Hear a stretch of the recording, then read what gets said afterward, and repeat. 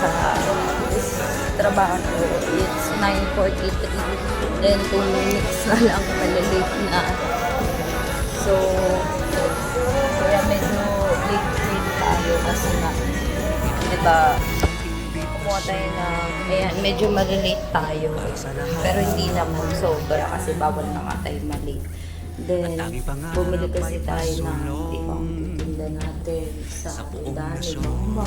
Sabi nga, success is start in small beginning. So, ayan, nandito na tayo sa trabaho. Then, mamaya, magpapasa na ako ng day 16 na entry natin ng aking mahirap challenge.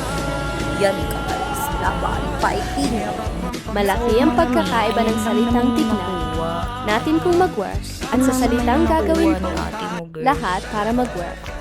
Success isn't a matter of luck. It's a matter of persistence.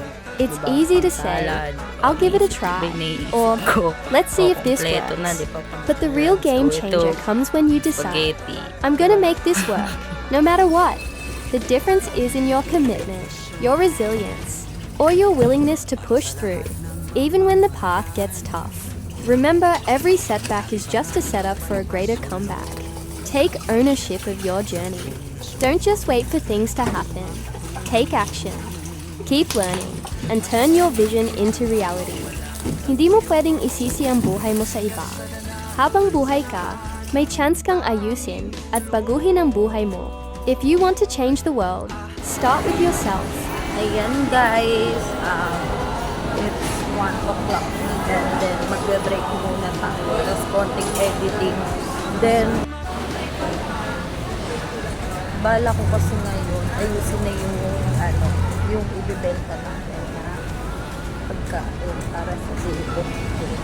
Saka yung ibibenta natin yung tindahan ng Mama. Before ako magtrabaho, yun na talaga yung ginagawa ko. Nagtatrabaho ako habang nag-aaral. Hindi man trabaho ko nagtitinda ako sa tindahan ni Mama habang nag-aaral pa ako noon. So ngayon, na-stop lang kasi nag-full time na ako sa trabaho. Pero kasi, syempre mahirap ang buhay. So, kailangan kong mag-extra ulit. Try ulit natin.